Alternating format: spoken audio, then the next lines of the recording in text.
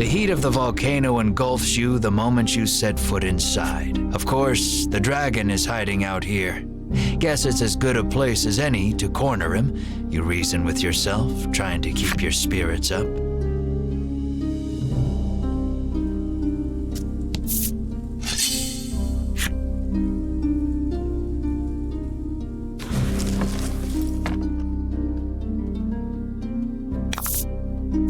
Let's do this.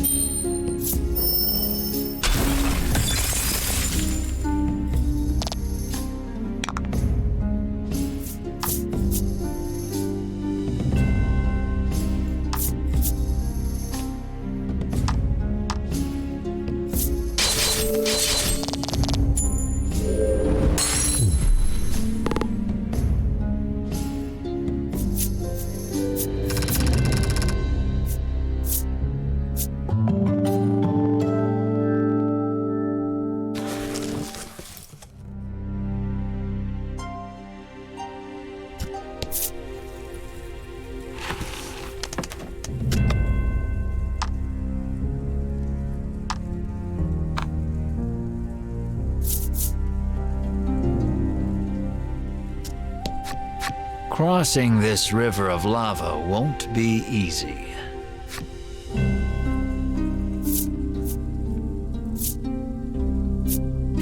Here's how you cross a lava river. Bam! You open the bottle of flash freeze and pour some into the raging river of lava. The lava instantly hardens, forming a bridge of rock.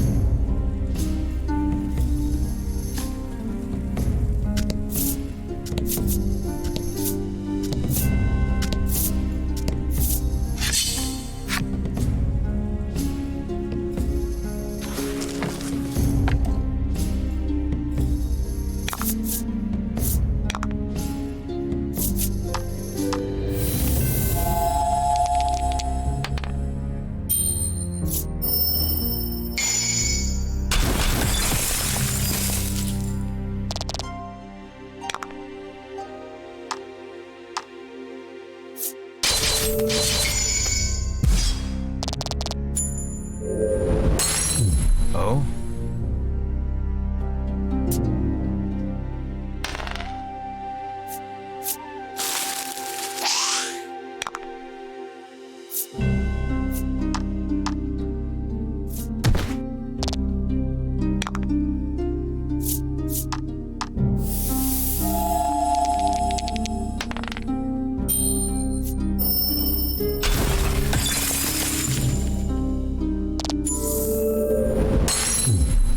Good work.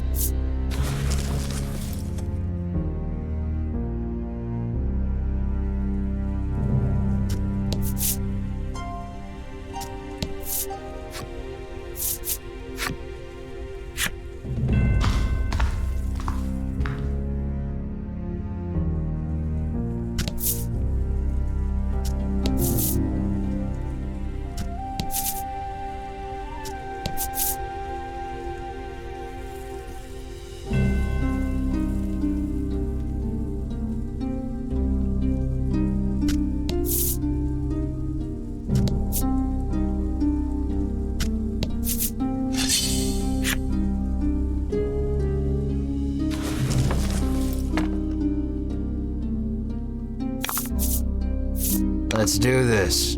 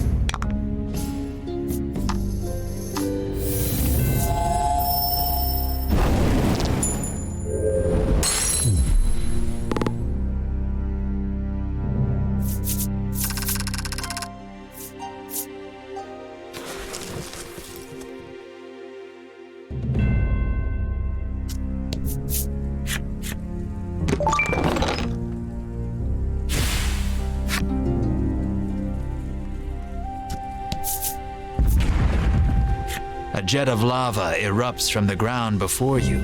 You escape injury by the skin of your teeth, but the path ahead is now blocked.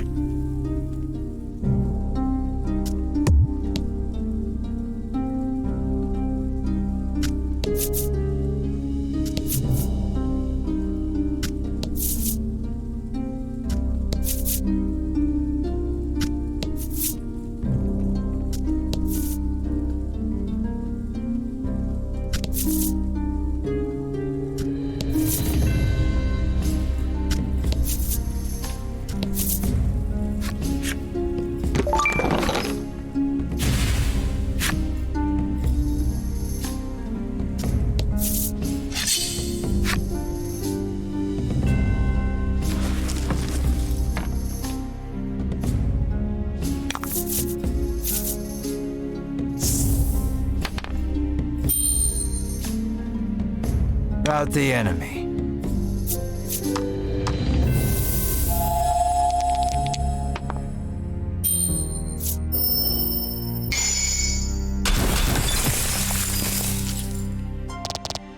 That was lucky.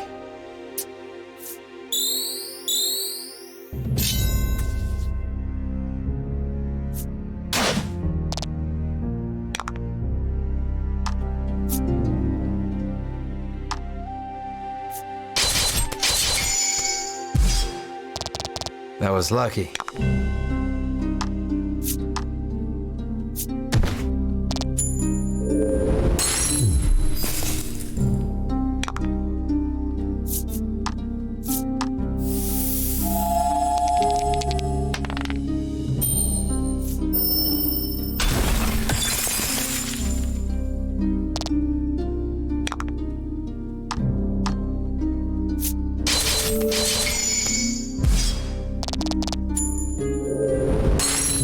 Fortune favors the bold.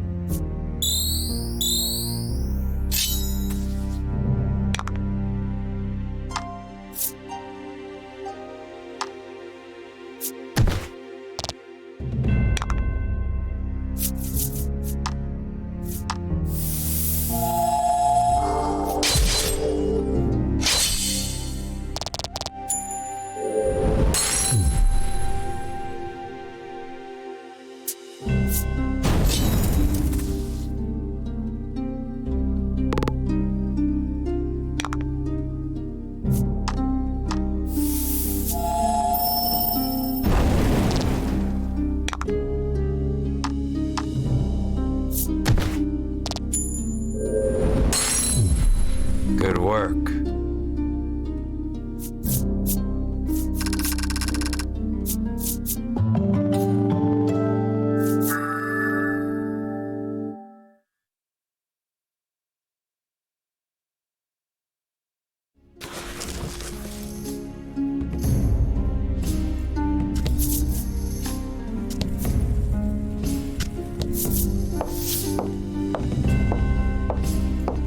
You can't help but chant, "It's hot, so hot," every couple of steps, as if conjuring a spell. You're just wasting energy, Melanie chides. Perhaps you could stand to learn a thing or two from her rational approach. Bruno seizes on the moment. "Yeah, this isn't even worth whining over," he says, flexing at you. "It is way too hot for this," Melanie screams, forgetting her own advice.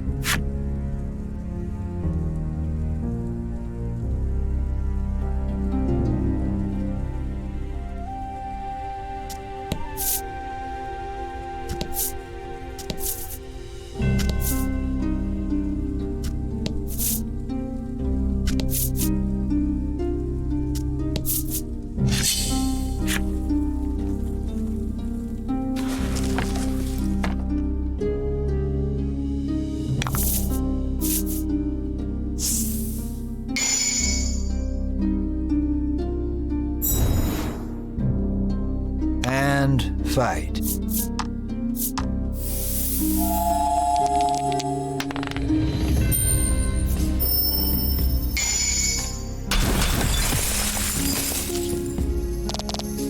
Excellent.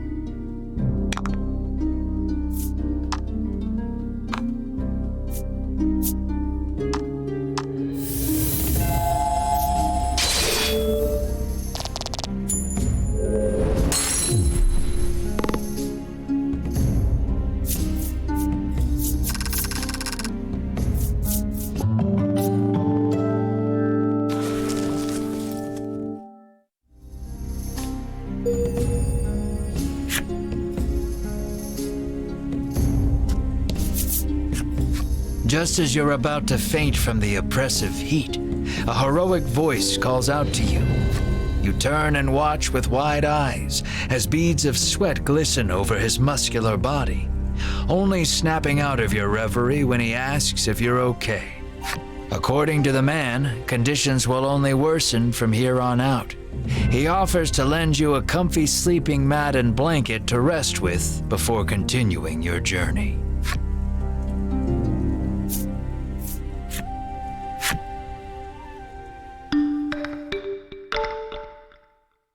Your party is fully recovered, but now your body reeks of sweat. You thank the man before heading on your way.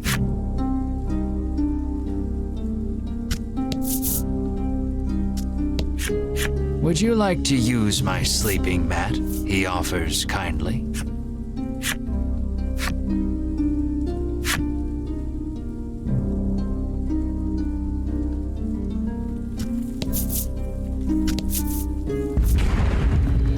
A wave of lava rushes past you, leaving a pile of boulders in its wake. You take a fortunate but ungainly fall backwards, but sadly you must find another route now.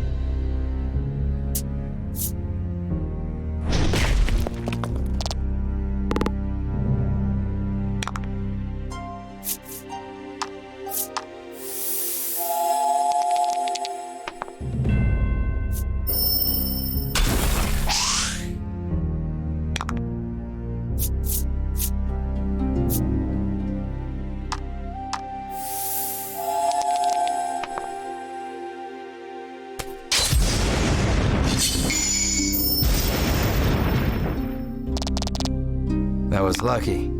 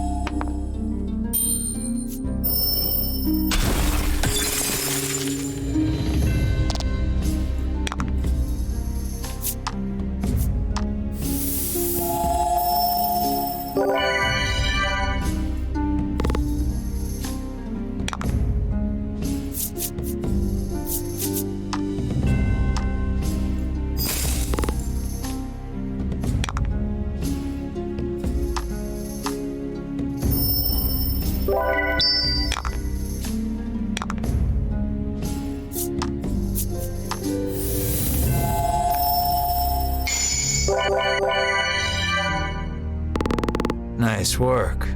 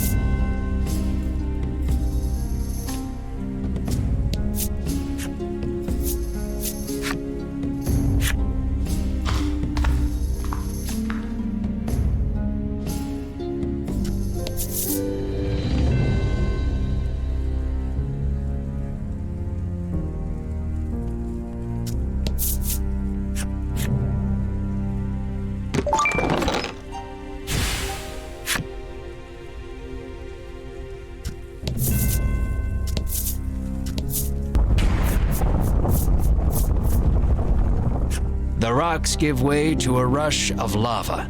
You just barely manage not to fall in. Time to find an alternate route.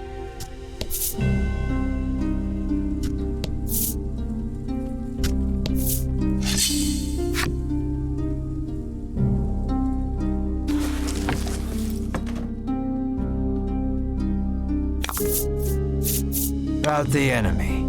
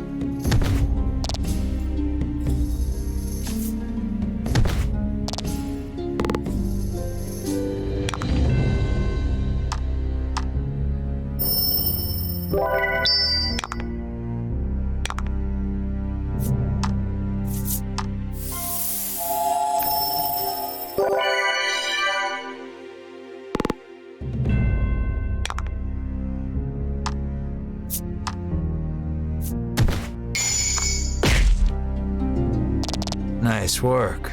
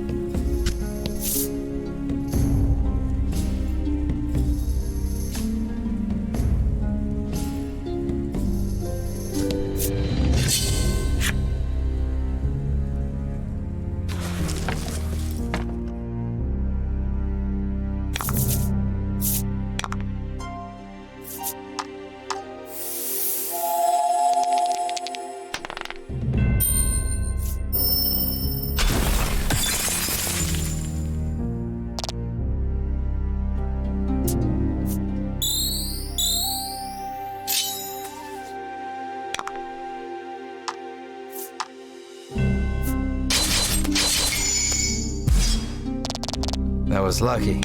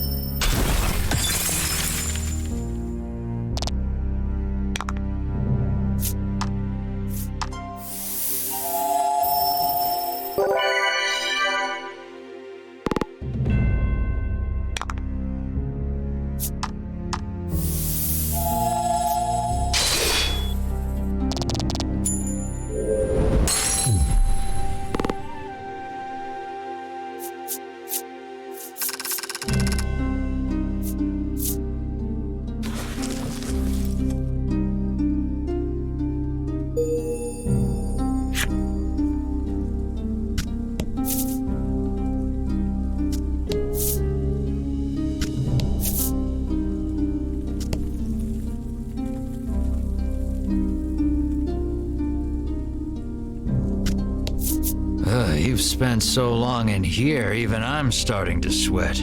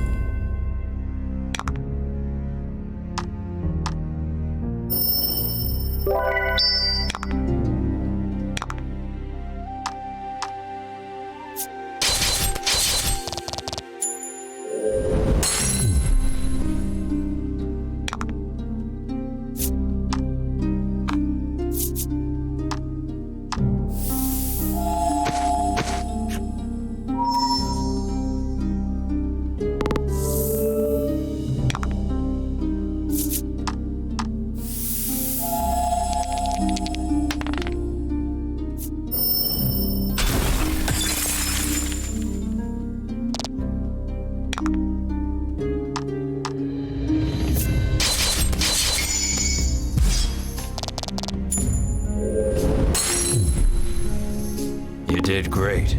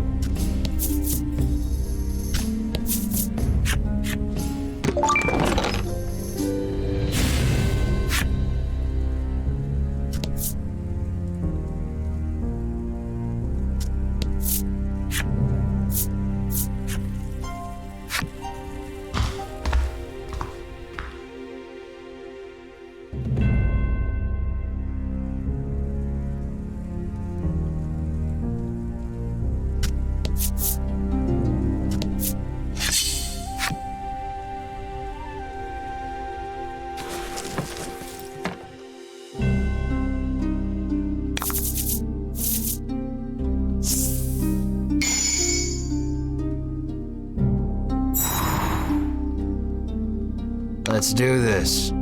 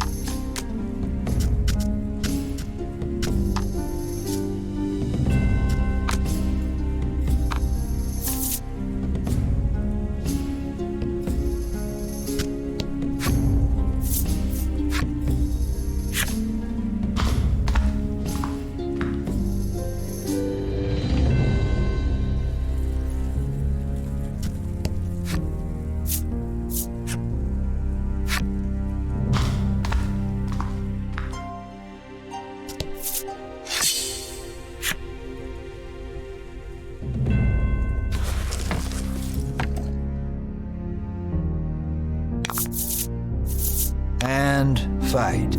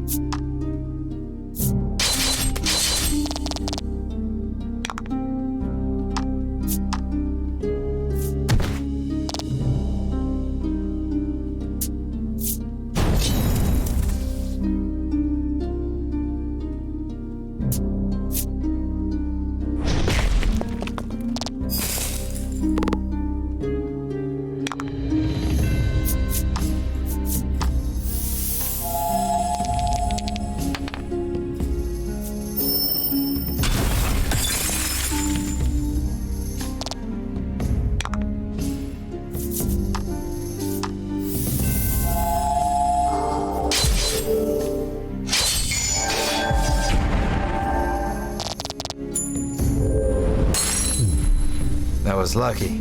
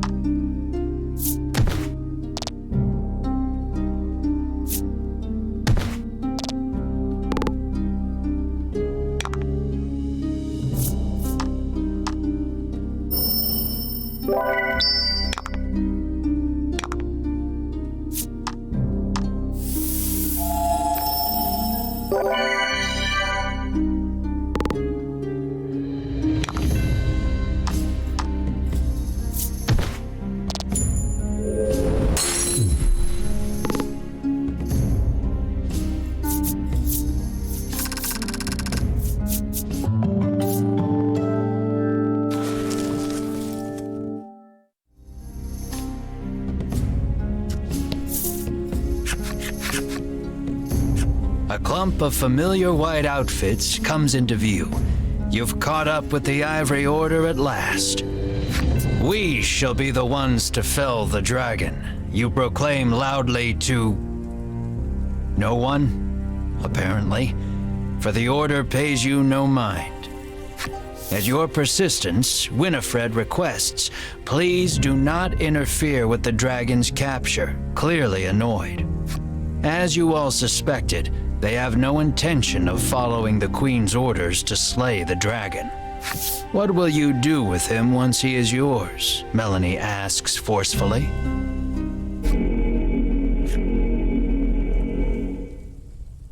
But her answer shall have to wait. The lava bubbles and swirls as monsters leap out onto the rock before you. It would seem the only way out is through.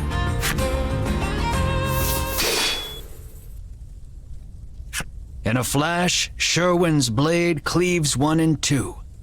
Clearly, he has earned his rank within the Order.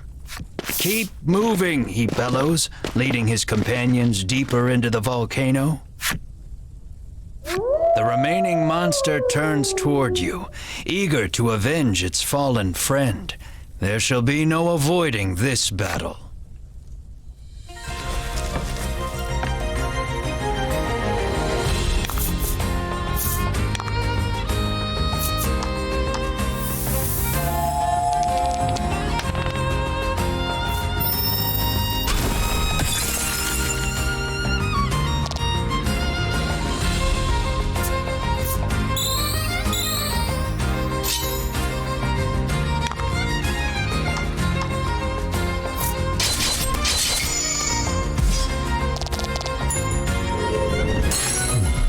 Lucky.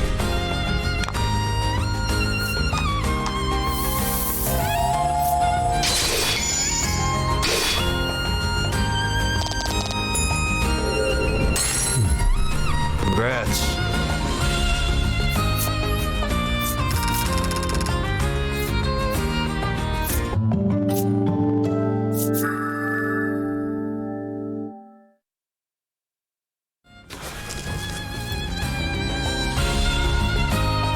You escape with your lives, but the Ivory Order has put some distance between you. All your efforts will be for naught if they reach the dragon before you do. You hurry the party onward.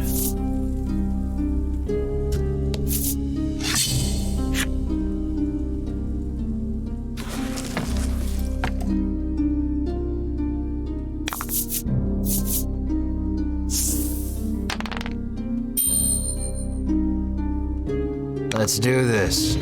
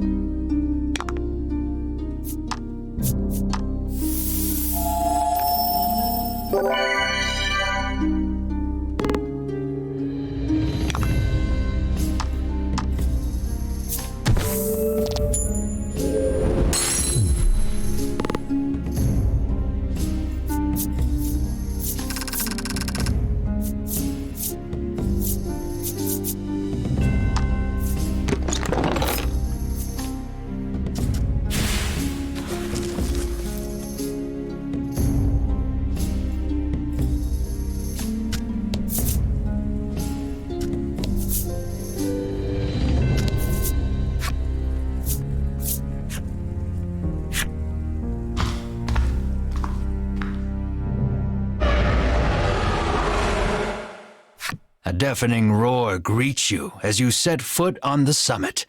The dragon must be close.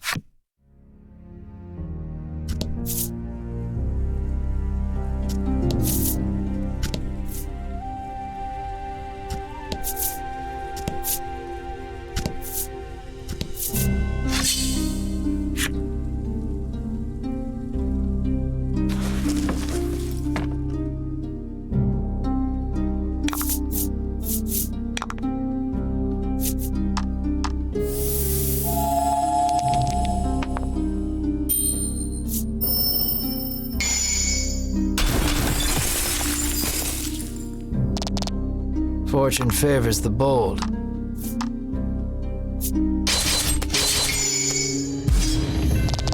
Excellent.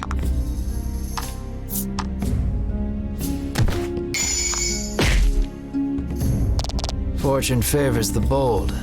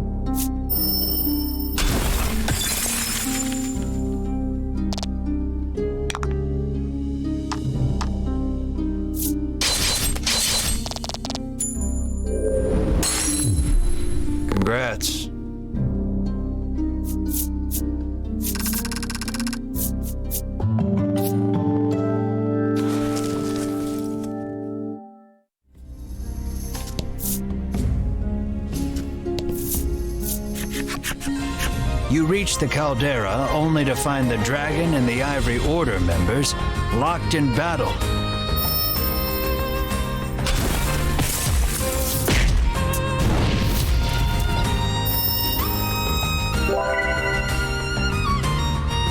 Their teamwork is impeccable. With each strike, they drive the dragon further back. Vince is doing everything he can to protect the dragon, but nothing can slow Sherwin and company's advance. The Ivory Order approaches the dragon, quite sure of their victory. They shall have their quarry at this rate.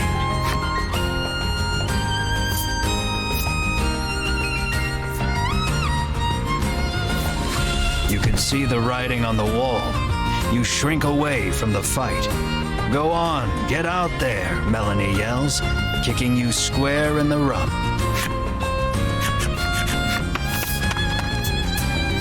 We'll be the ones to collect the bounty on the dragon's head, you yell. What vulgar ambition, Hedwyn says with a sneer. Hedwyn and Winifred each keep one eye on you as they begin incanting a spell to hold the dragon in place. Without warning, the dragon slams his tail against the ground. Cracks in the earth form beneath his feet. The rock beneath the Ivory Order gives way, sending them tumbling down below.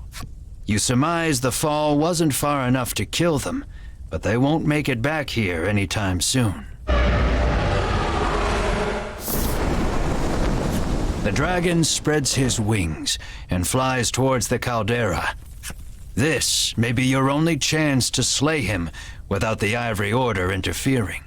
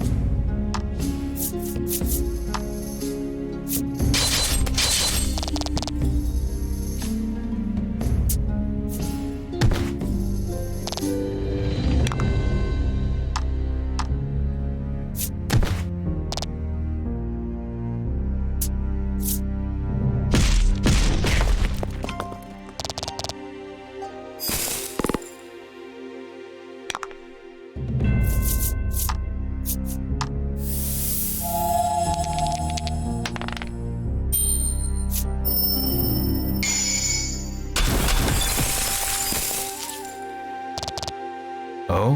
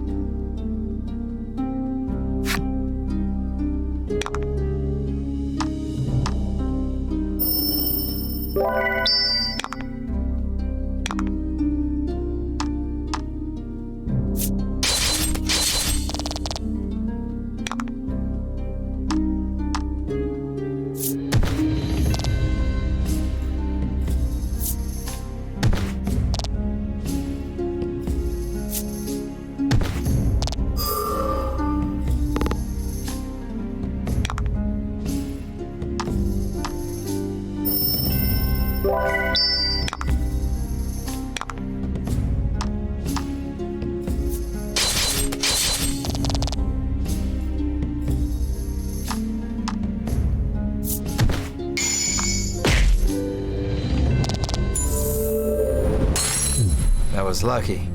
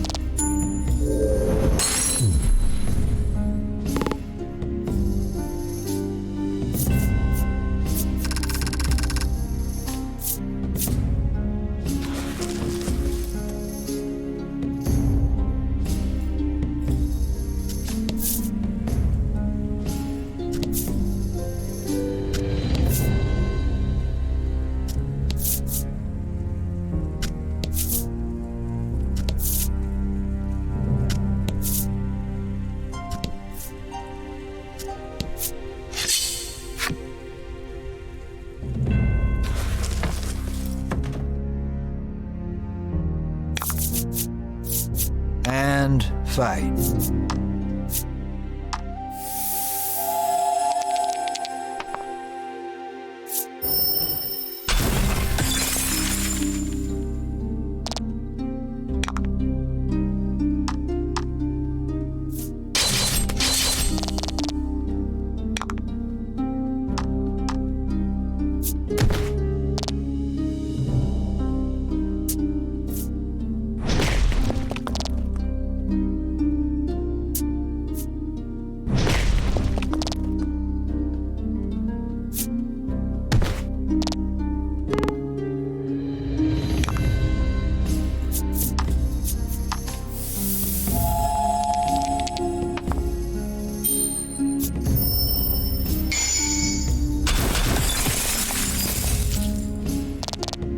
Nice work.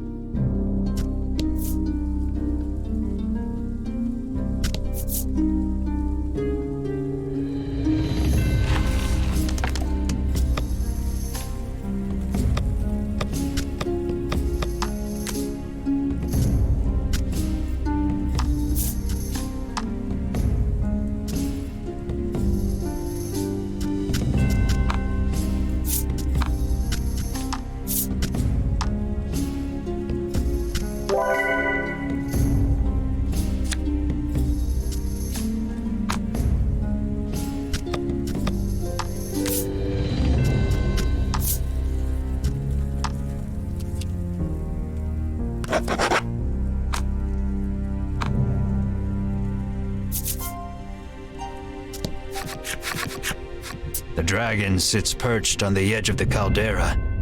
You eye him warily, shouting, "There's nowhere left to run." Victory is within reach. You have never felt more ready to slay a creature in your life. You draw your sword and charge, blade raised and ready to strike. In an instant, his bodyguard appears before you. You can see the bloodlust inside him as he stares you all down. He looks upon you and sees only greed. "Fools," he shouts.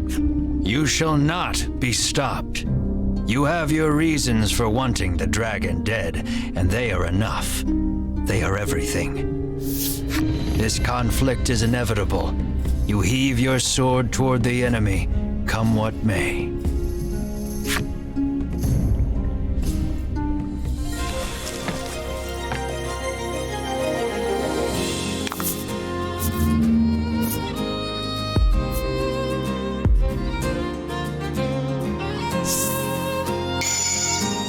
You can do this.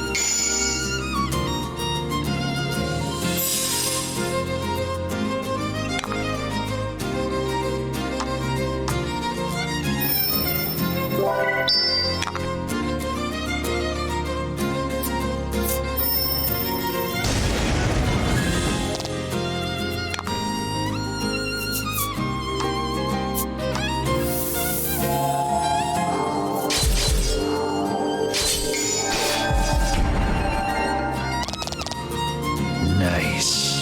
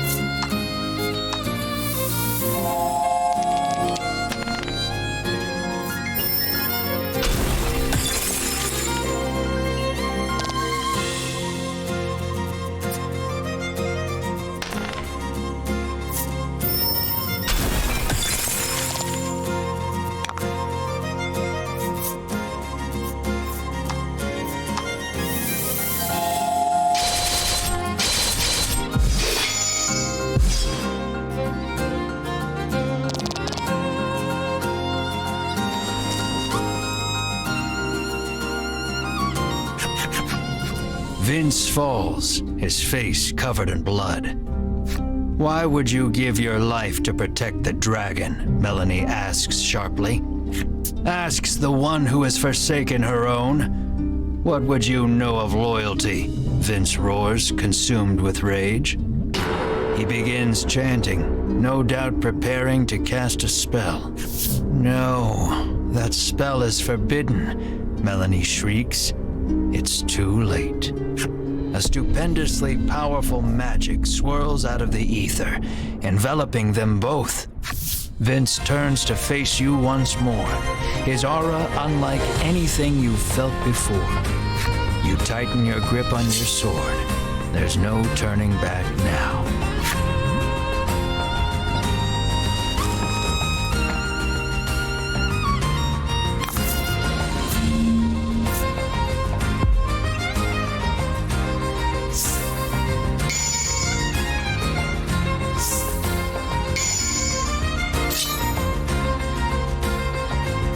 Vince adopts a sweeping stance between you and the dragon. You'll have to deal with him first if you hope to attack your quarry.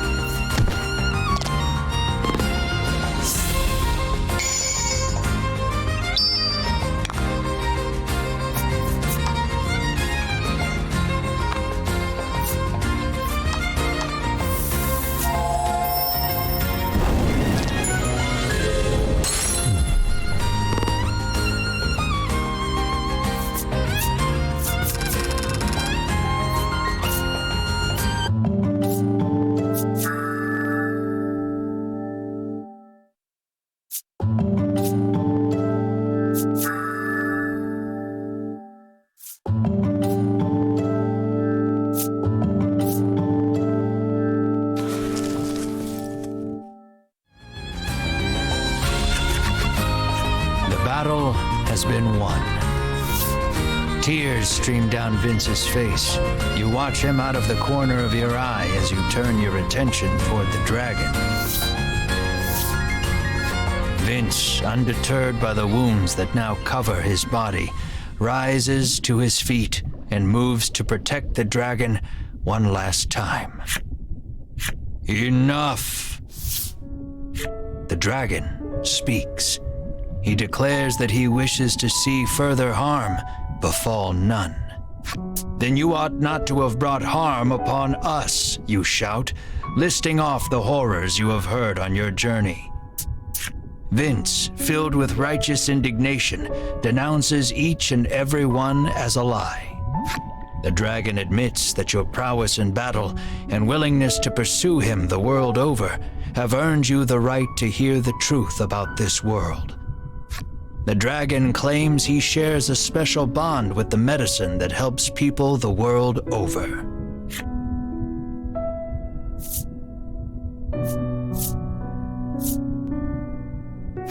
All those who succeeded in capturing the dragon in the past forced him to live a nightmarish existence on this island. They would stab him with several hundred spears. They would slice his scales off with their swords. Every day a fresh horror would visit him in the heart of the island, and every day he would cry out in pain. They then gathered up the dragon tear he shed and used it to produce their medicine. Everyone in the world drinks this medicine as though it were water. Taking this medicine heals all wounds and cures all ills. It is a crutch that humanity can no longer live without. The primary ingredient in this medicine is dragon tear. You cast your mind back over your travels, over all the people who sought the medicine and were saved by it. The mere thought that so much good was born of the dragon's torture makes your mind reel. You feel unmoored. No one moves, or so much as makes a sound. His words weigh on each and every one of you. The dragon claims he has grown weary of suffering for the benefit of humankind. And so, he intones, I beseech you, strike me down. You hear only hurt and fatigue in his voice. Comply, and you will fulfill the order that was given you. The riches you have coveted for so long shall be yours. But know that if you do, the medicine upon which people have come to rely shall cease to exist, threatening the very foundation upon which humanity was built.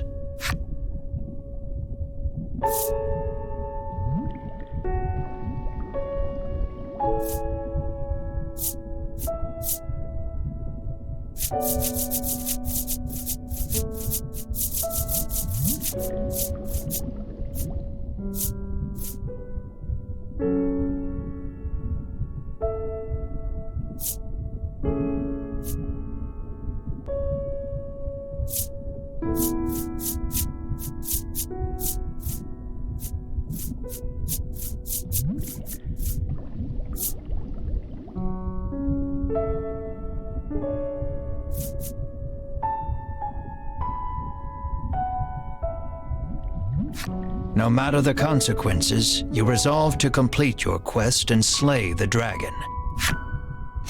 You adjust your grip and move to strike the dragon down once more.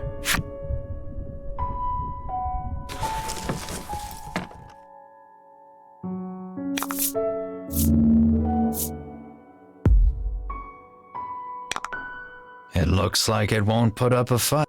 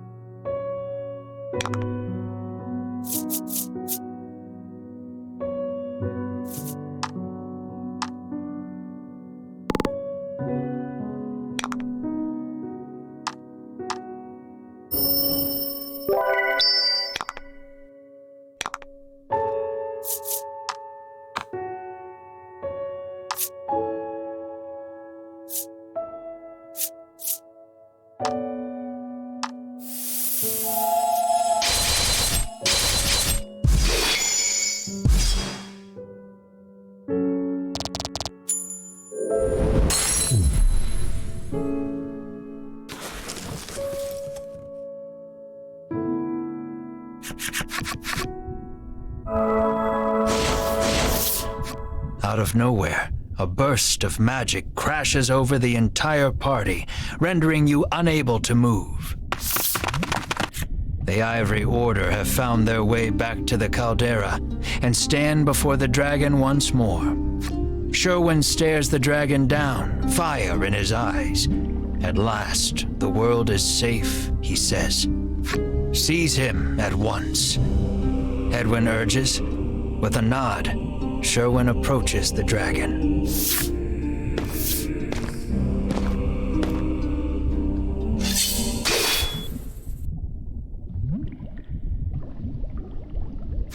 In one motion, Sherwin unsheathes his sword and cleaves the dragon in two. The dragon's lifeless corpse lurches backward before dropping over the edge into the caldera. What have you done?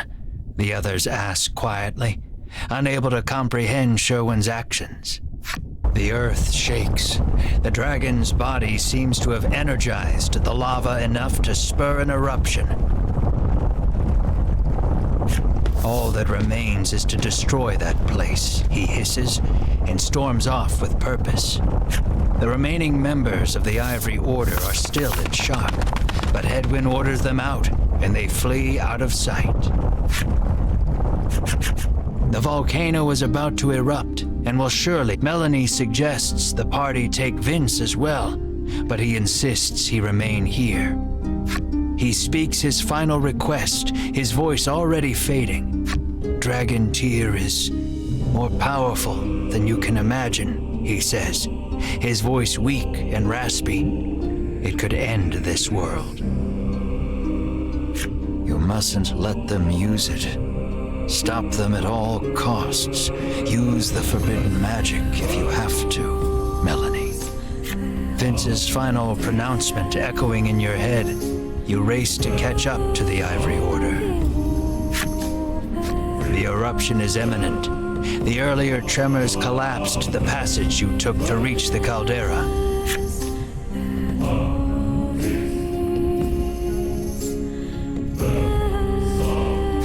Follow the other passage out and escape before it's too late.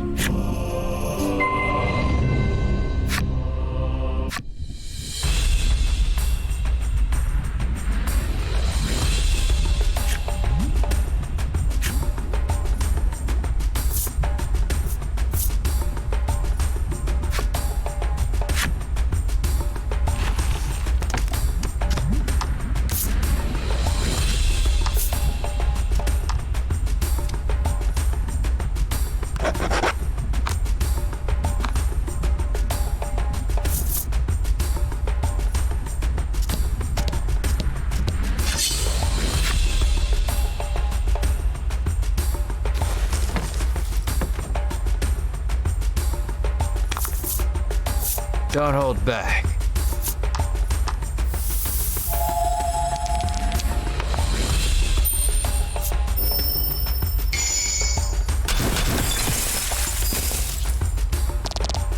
That was lucky.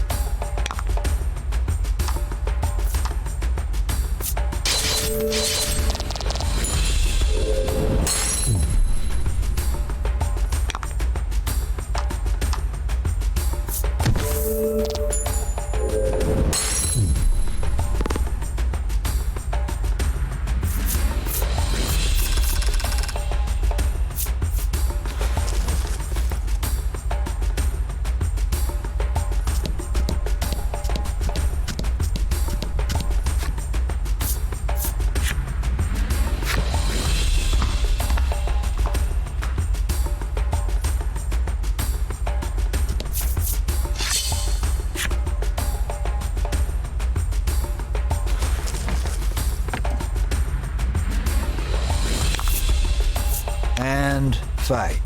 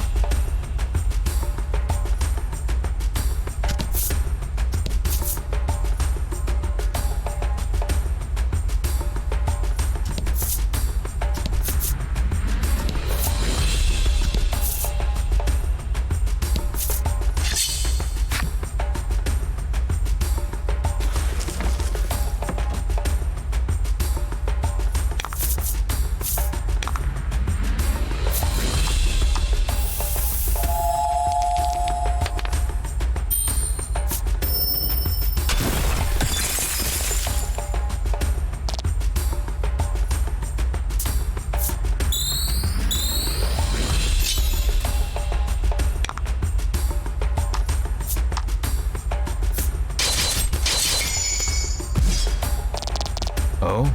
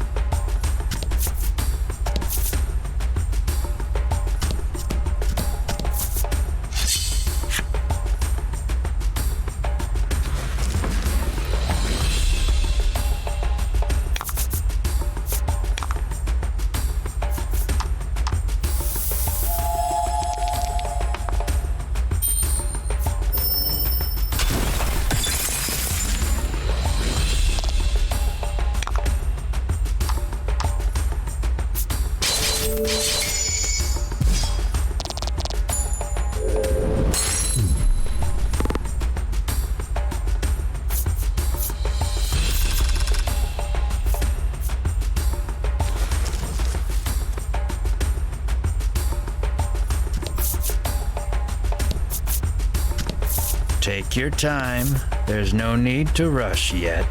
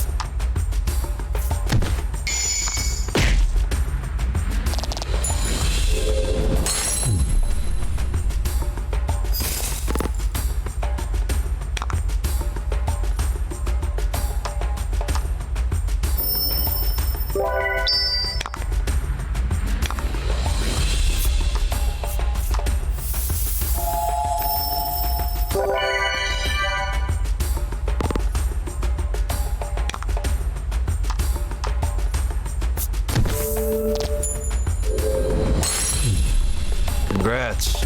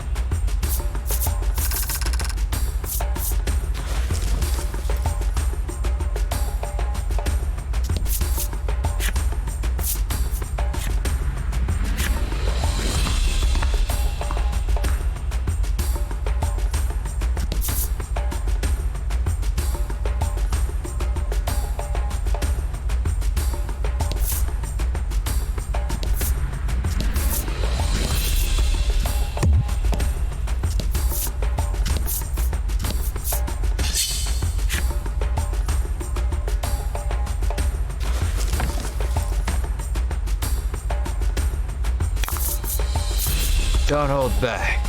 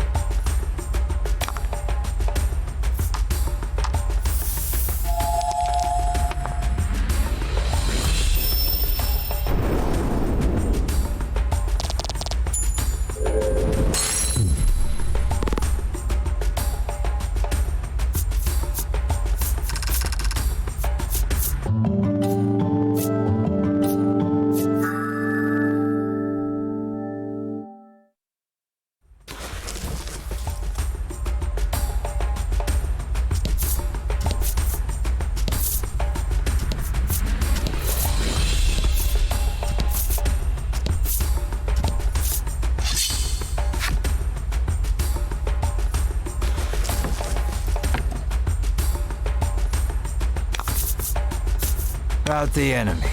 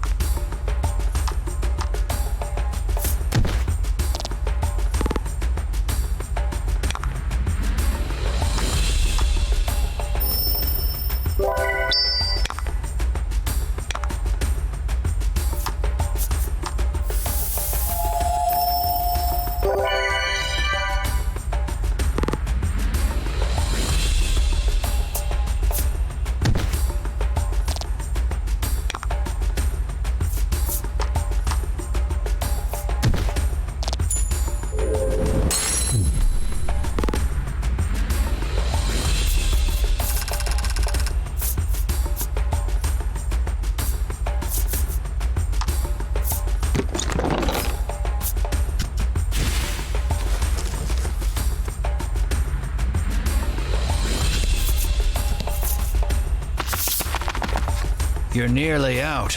The relief of knowing you may yet outrun the encroaching lava is immense. And short-lived, as monsters burst forth from the lava, blocking your escape.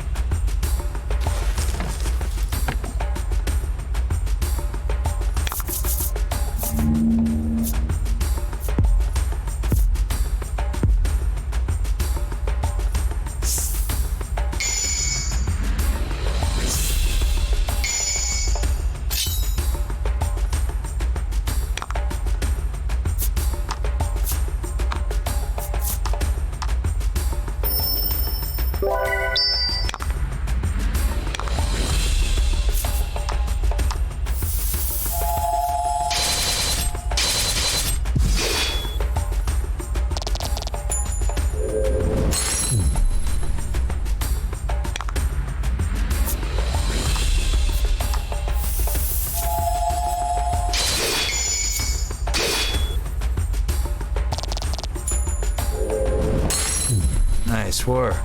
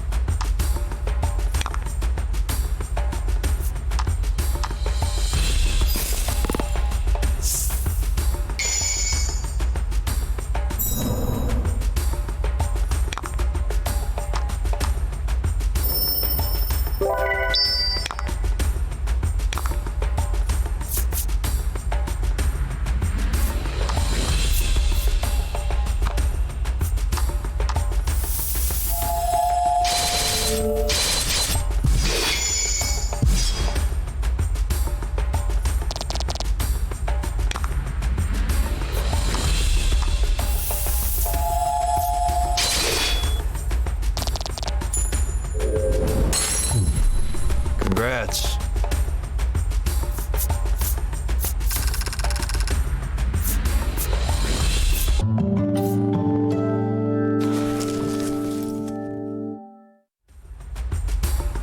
You race out of the volcano, the monsters scarcely having hit the ground behind you.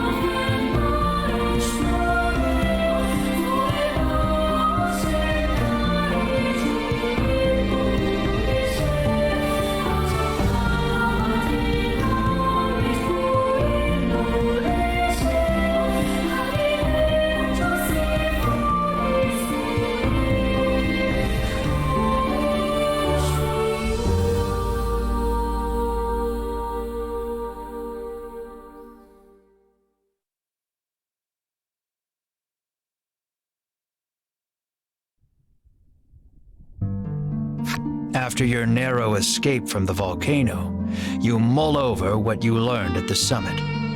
The truth about the dragon and the medicine, what the Ivory Order and Sherwin are actually after, and Vince's dying warning about Dragon Tear destroying the world. You decide to return to the village of the sick to try and make sense of everything.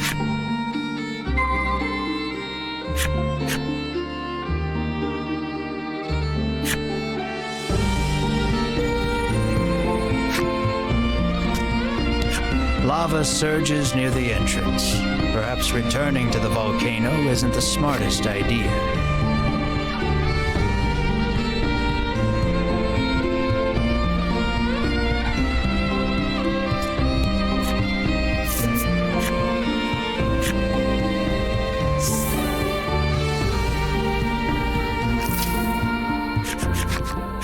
I'm exhausted, says Ridis. She certainly looks it. Bruno is silent and looks deep in thought. As you head into the village after your friends, another headache splits your skull. This place.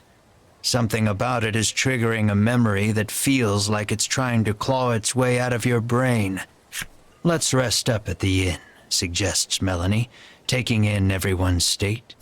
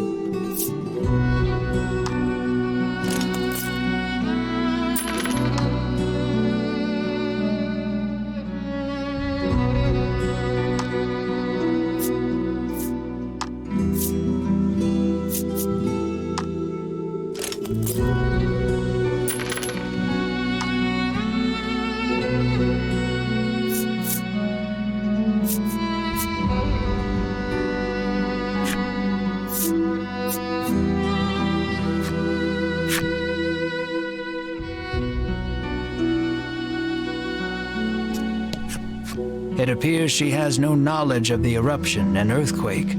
The ground just doesn't want to stay still lately.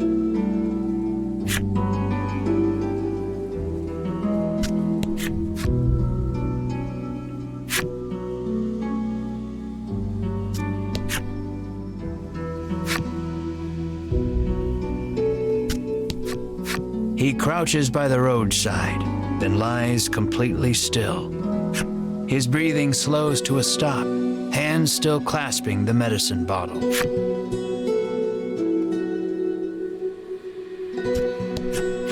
It appears he dropped the medicine bottles he was holding during the eruption's ensuing earthquake. He kneels down, bringing his face close to the ground, and laps up the muddy medicine.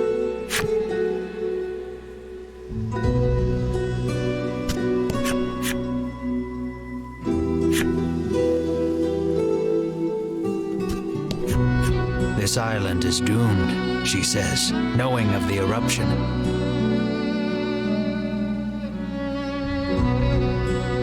Her face exudes happiness, as if she has been freed.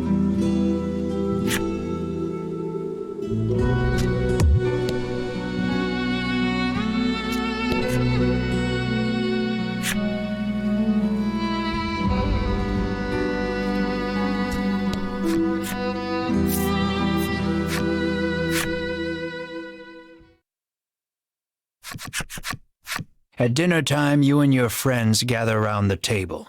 For a while, it's quiet, but then Melanie speaks up. Now that the dragon's been defeated, she says, what are we going to do?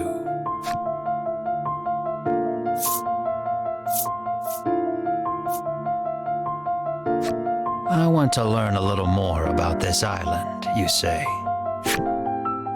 Bruno agrees with you. They call this place Mount Medica. Something tells me there are still secrets to uncover. In truth, the Ivory Order wanted to capture the dragon alive, but Sherwin killed him. You can't help feeling the Ivory Order is still hiding something about this island, the dragon and the medicine. Whether you go after the Ivory Order or investigate the island, first and foremost, you need information. The Overseer should be pretty knowledgeable about the island, reasons Melanie. You decide to pay a visit to the Overseer after a good night's rest.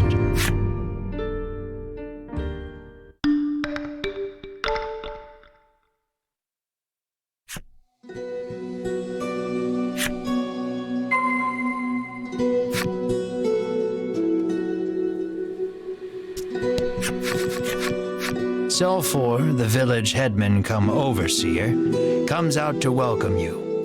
After detailing what happened atop the volcano, You ask him to tell you everything he knows about this island. So, the dragon's tears are the medicine's main ingredient, he muses.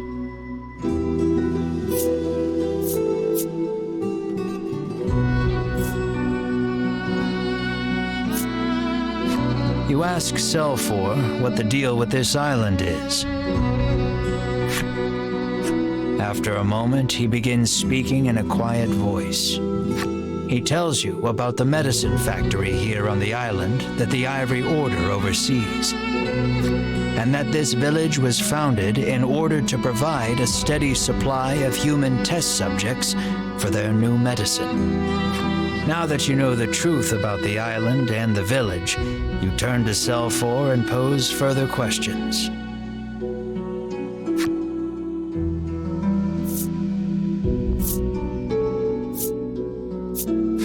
What do you mean, testing new medicine, you ask? Selfor explains that before the Ivory Order sends any of its medicines out to the greater world, they test them here first. With all the new medicines they're constantly prescribed, the villagers here suffer strange side effects. All except Selfor, who says he's exempt from the tests on account of being in charge of the village on the Order's behalf.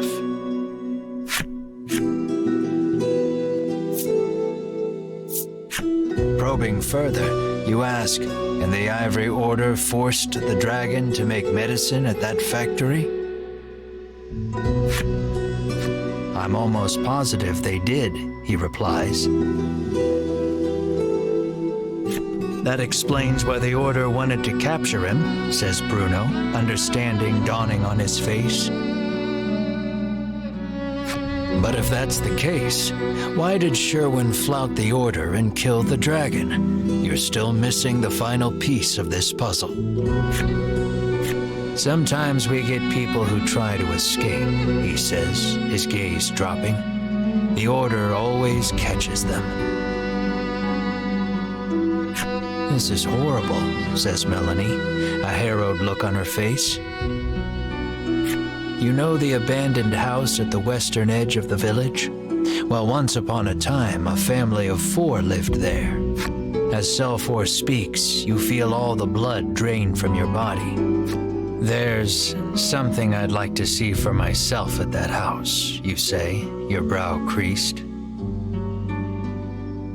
At the uncharacteristically somber look on your face, Melanie, Riddis, and Bruno give silent nods.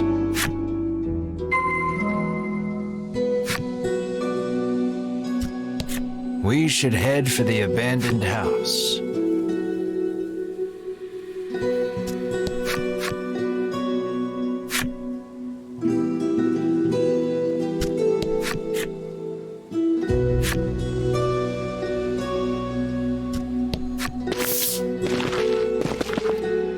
You stand before the dilapidated house.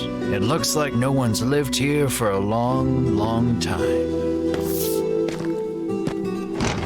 You open the door and go inside, your gaze roving across the dusty space. Your eyes land on a progression of horizontal notches on the lower section of a support beam, markings to measure a child's growth. And carved into the beam beside the markings are your and Mars' names. Seeing your names unleashes a flood of memories you hadn't realized you'd kept locked away.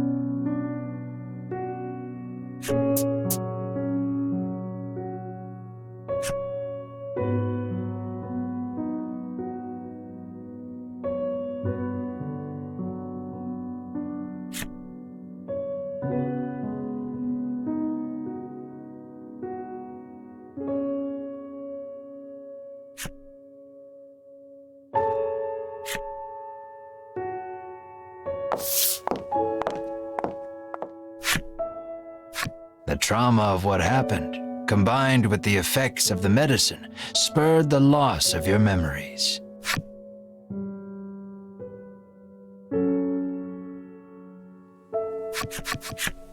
But now you remember the horror in full detail. Sobbing, you gather Mar in your arms. Melanie, Riddis, and Bruno just stand there in silence, absorbing the truth of your origins. Melanie, who knows all too well the pain of losing your parents, turns to you with tears on her cheeks. We have a lot in common, you and I. That's how we've made it this far together, she says softly.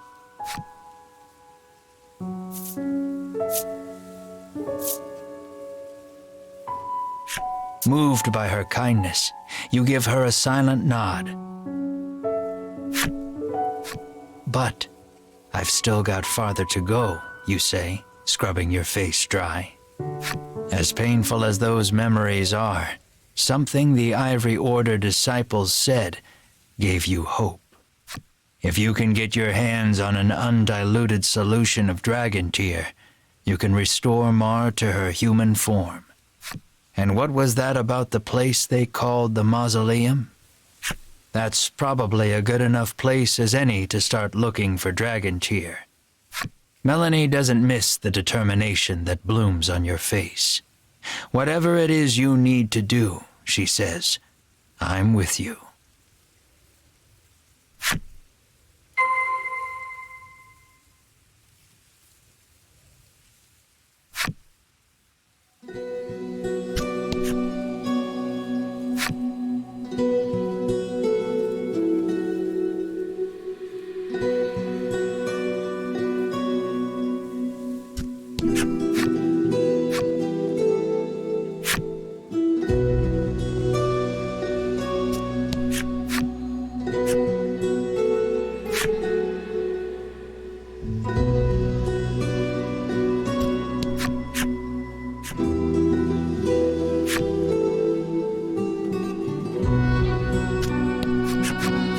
You ask Silfor if he's ever heard of a place called the Mausoleum.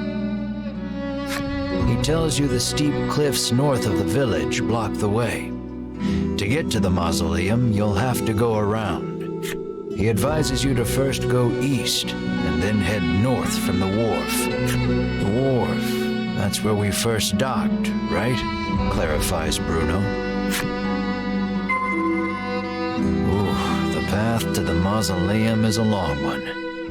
If you start feeling weary on your journey, use the jump feature to return to the village.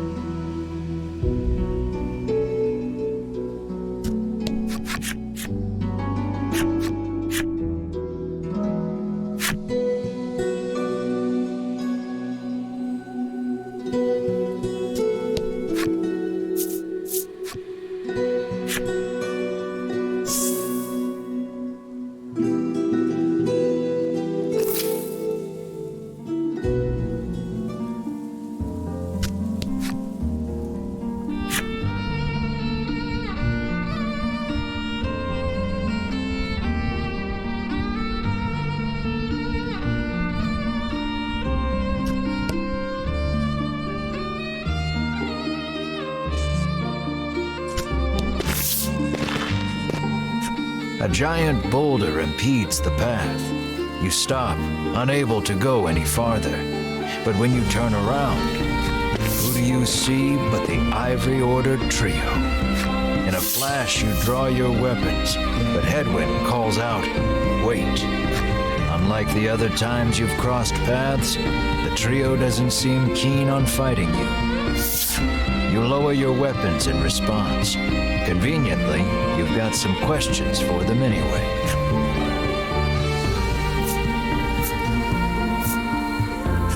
You demand to know if what Selfor told you about this island and the village of the sick is true. There's no reason to hide it any longer, begins Hedwyn.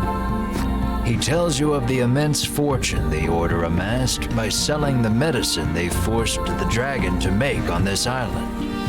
And he confirms recapturing the dragon was the Order's true goal. The dragon's imprisonment on this island was a secret only the upper echelons of the Order were privy to. Even Queen Nilla didn't know.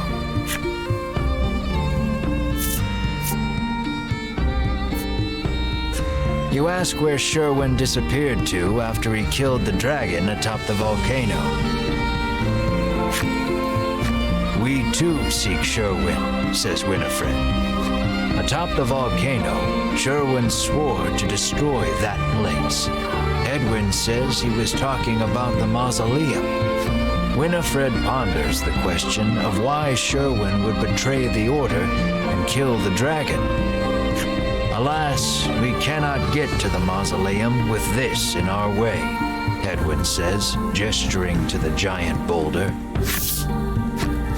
Upon closer examination of the boulder, you see fissures spidering along its surface. Perhaps it was weakened by the earthquake caused by the volcano erupting. With the right approach, you might be able to force your way through after all.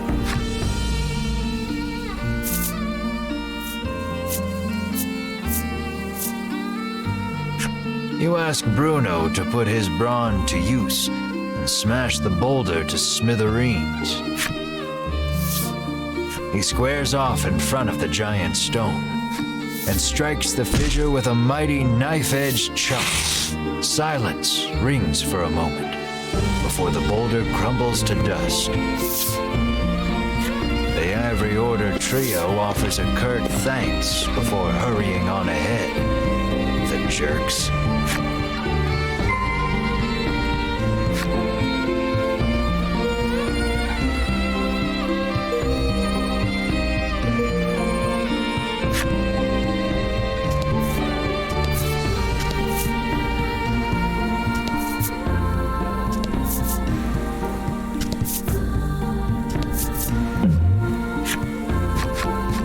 Come across two men sitting on a rock.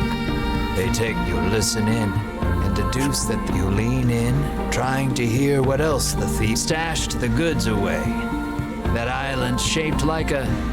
right in the dragon's nostril. It sounds like they've just told you where to find their stolen the dragon's nostril? You cock your head in disbelief, but just manage to maintain your concentration.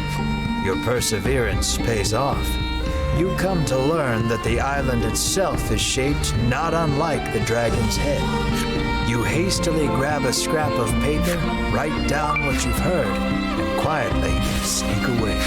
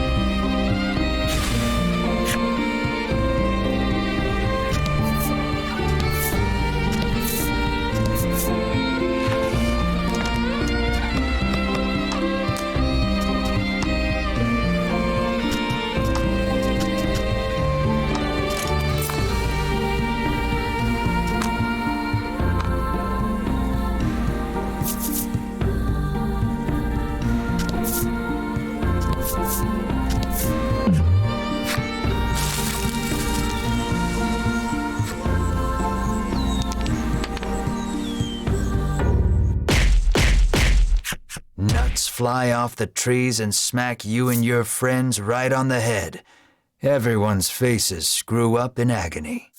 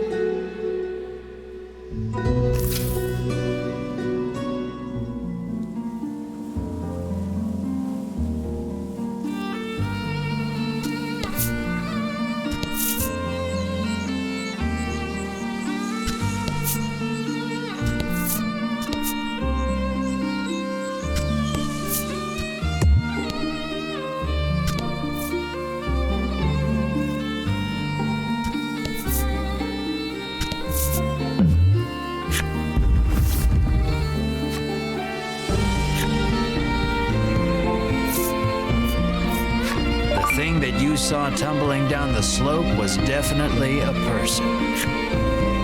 You're overcome with a sense of deja vu. That's right. High-speed slope rolling was all the rage in town not too long ago. You try it out for yourself and start rolling down the hill. It sure feels good, tumbling over the rough and craggy ground like a rotating massage. Seeing how much fun you're having prompts your friends to come tumbling down after you.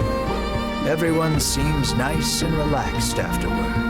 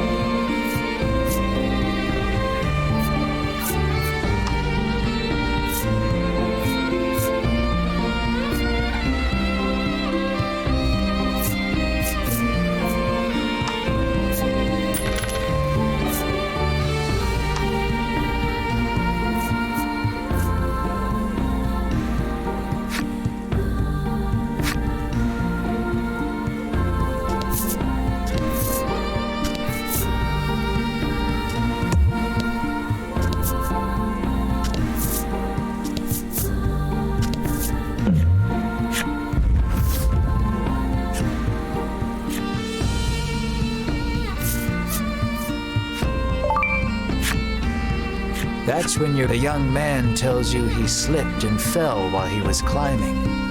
"Thanks for coming to my rescue," he says, proffering a bottle of medicine in gratitude. Though disappointed he didn't reward you with coin, you figure it's better than nothing and accept the medicine.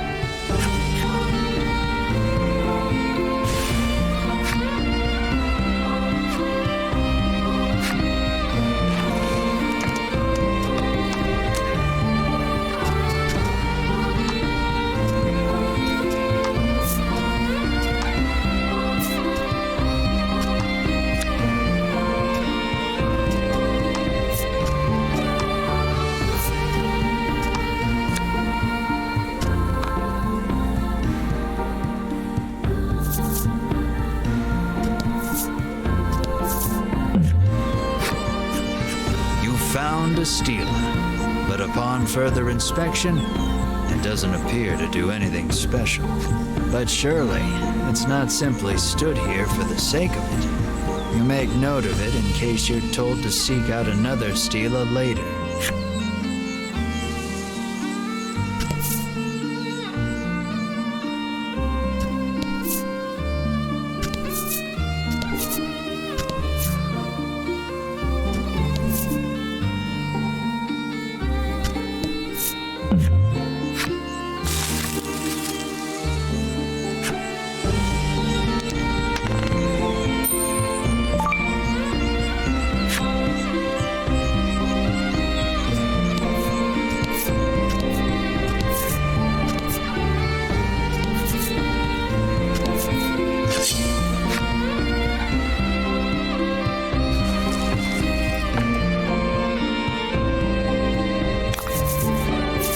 Don't hold back.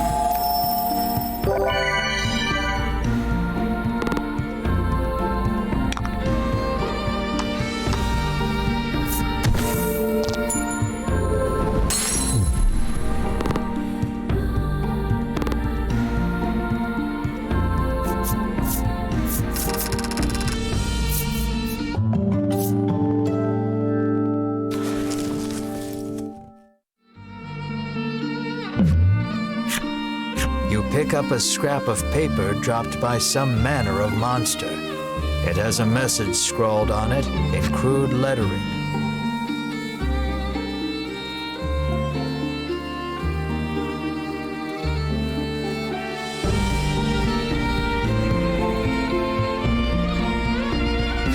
Clearly, whoever dropped this message did not want to forget we've stashed the scrap of paper in your pack and resolved to keep an eye out for the treasure on your travels.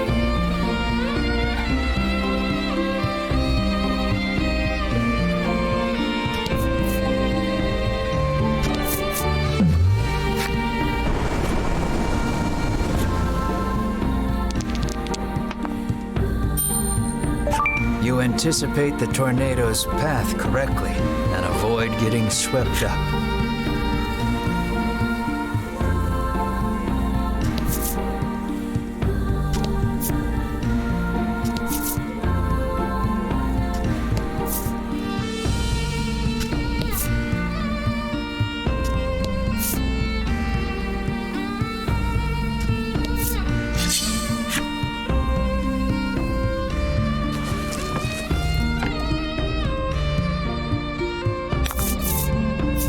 Rout the enemy.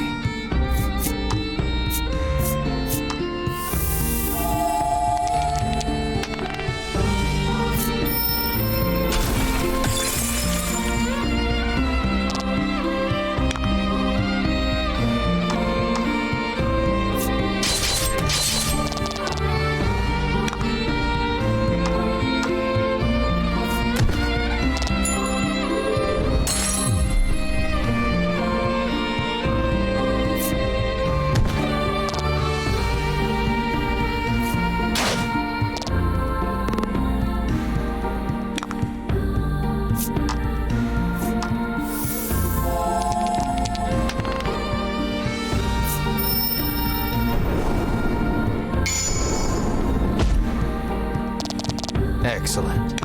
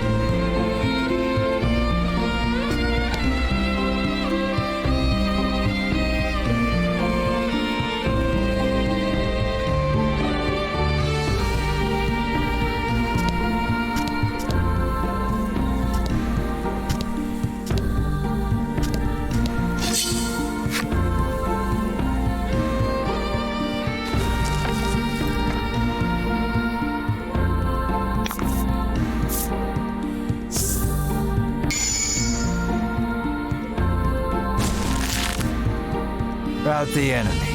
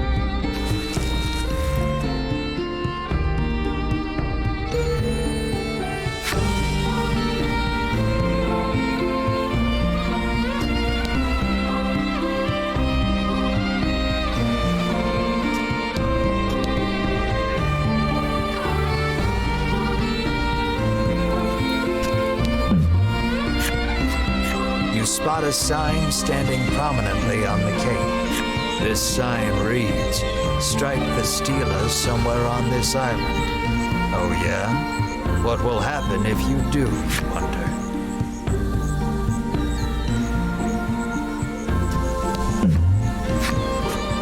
You've found a Stela. You try gently knocking on it, as if to test its solidity. You swear you feel a rumble coming from the east.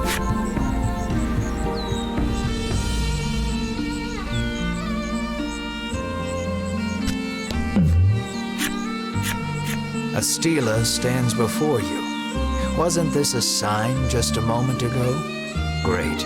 Now there's a message engraved on the Stela. It reads, "Those who would cross must strike me true." You see another island across the sea.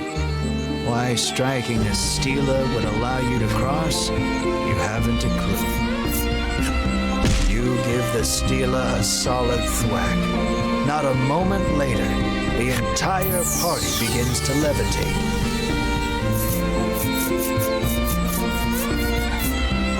Before you know it, the strange power delivers everyone safely to the far island. Without warning, an old man leaps from the underbrush. "My replacement," he screeches. He sidles up to you. "Mind living on this here island in my stead?" he offers cloyingly. "Ew, no," you sneer. "Then by force it is," he shouts, leaping toward you.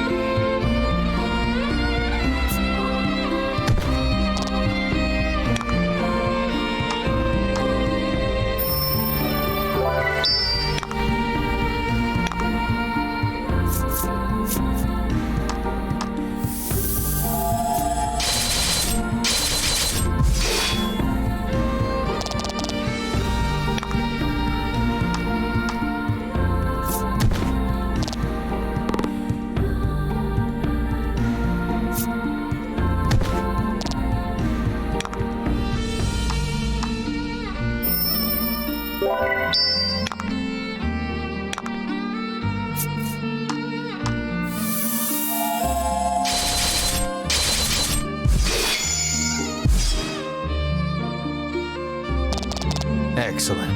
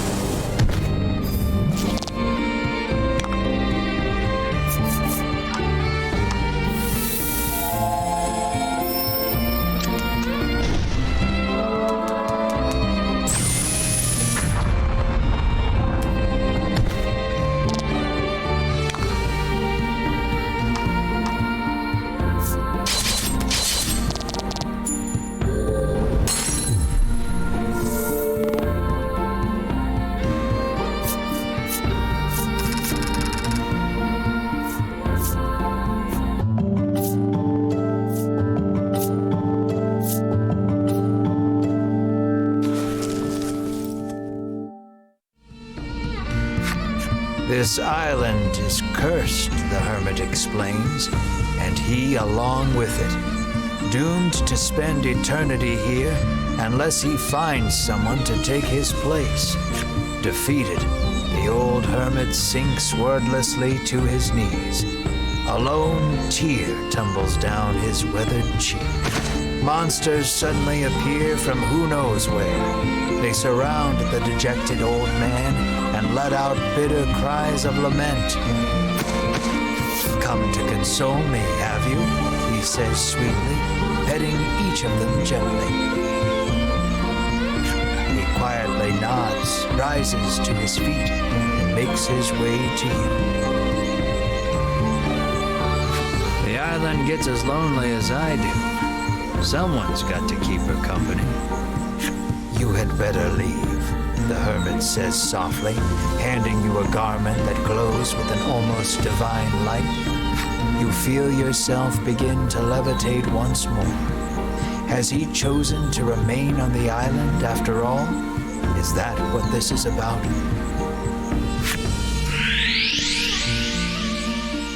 The party finds themselves back on the cape. The stela that once rose from the sand is nowhere to be found. You turn your gaze toward the hazy, solitary island in the distance. Farewell, you say quietly into the wind.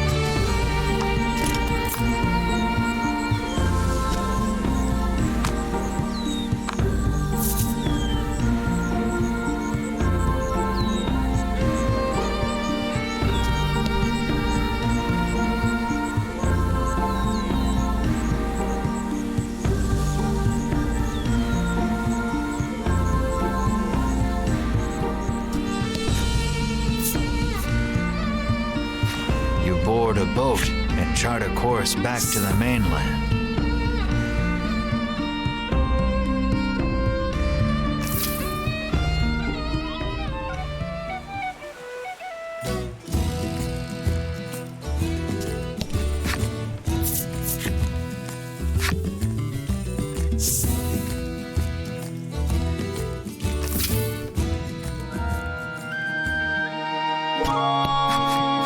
Lappy seems pretty disappointed about promising Melanie not to go with you to slay the dragon.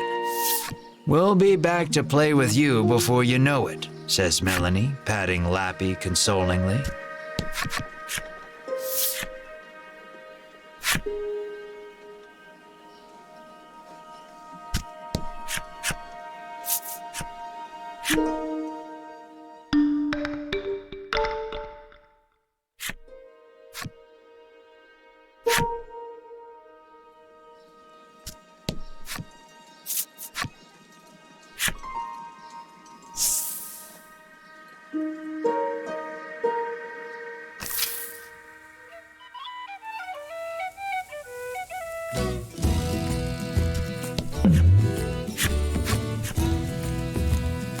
The moment the knight senses your presence, he speaks. You there. I wish to challenge you in a contest of strength, he proclaims, placing his hand on the hilt of his sword. It seems he has deemed you a worthy opponent. Stealing your resolve, you draw your sword from its sheath.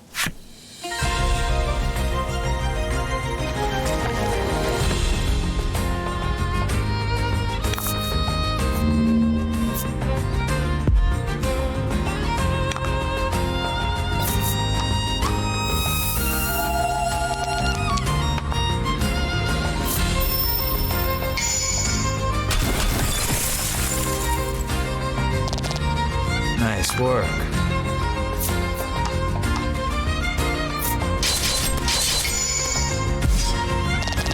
That was lucky.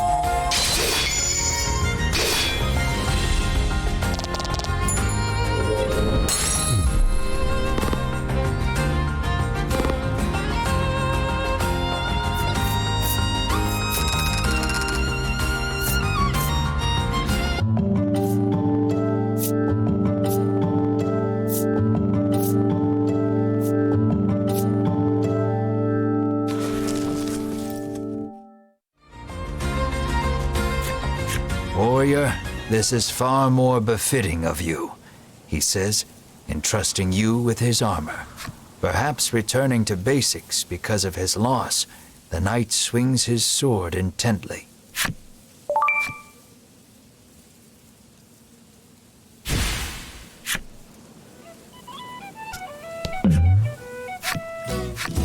Mastery does not come overnight, he exclaims with extraordinary spirit, swinging his sword intently.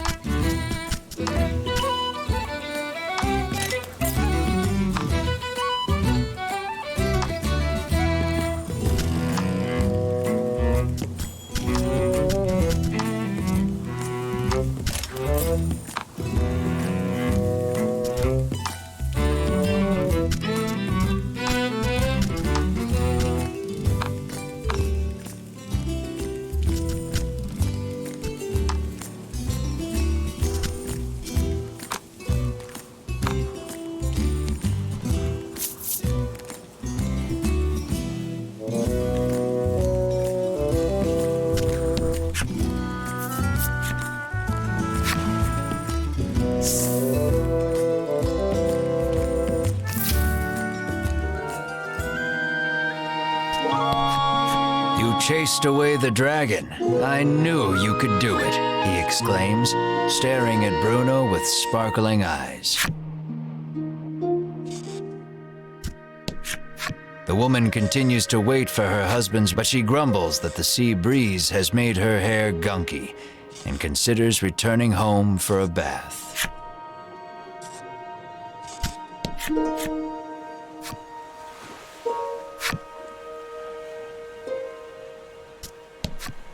Hearing that the roaring monster is gone, the man rejoices, then he sighs, lamenting that he hasn't caught any because of a hole in his net.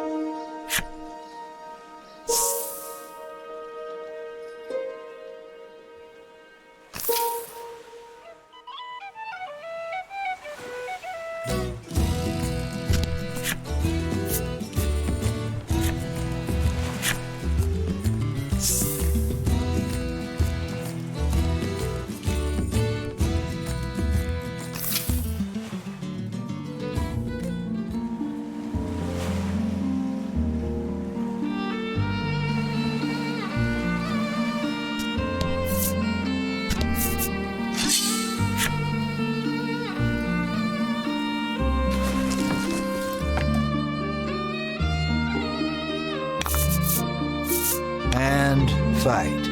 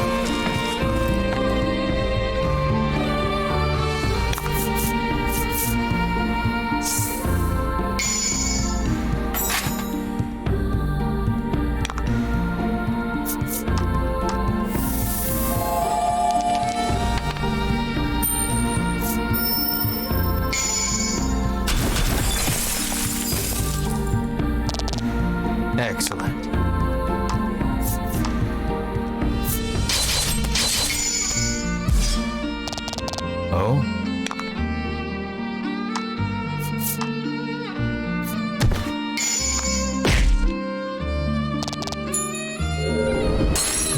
Nice work.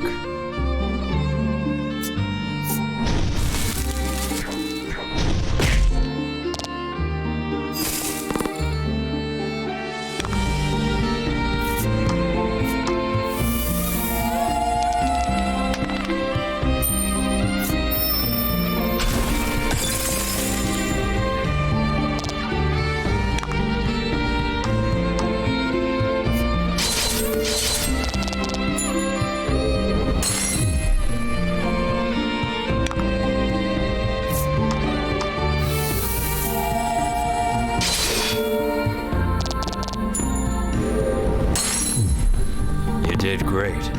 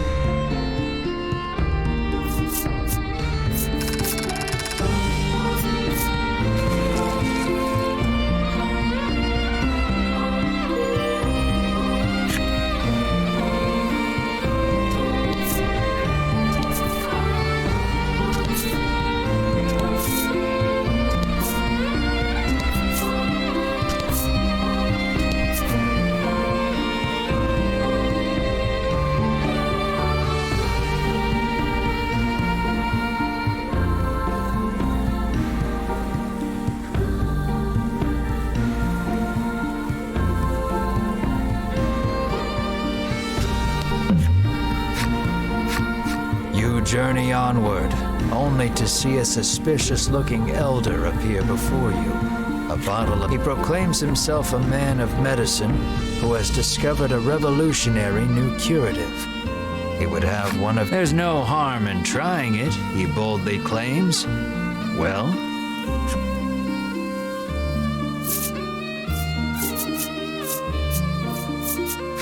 I'll handle this, Bruno volunteers, smiling broadly.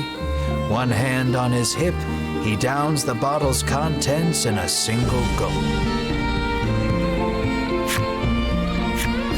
Is this what I think it is? Bruno yelps in surprise as the power of the concoction reveals itself to him. What's the matter? Answer me, he appears to mutter to his biceps.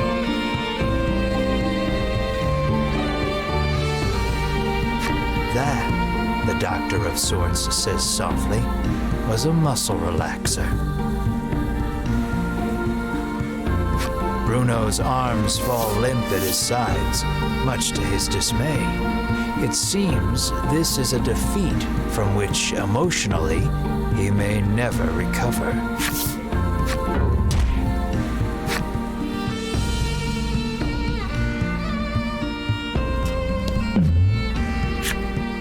You spy a rather large number of monster prints on the ground. A wry smile plays across your lips as you remove the scrap of paper from your pack. You pluck the monster's note, which you picked up just west of the sign pointing you to the mausoleum, from your pack. After scouring the area for a bit, you find a chest hidden in a shady spot behind a rock. The scrap of paper tells no lies. You greedily open the chest.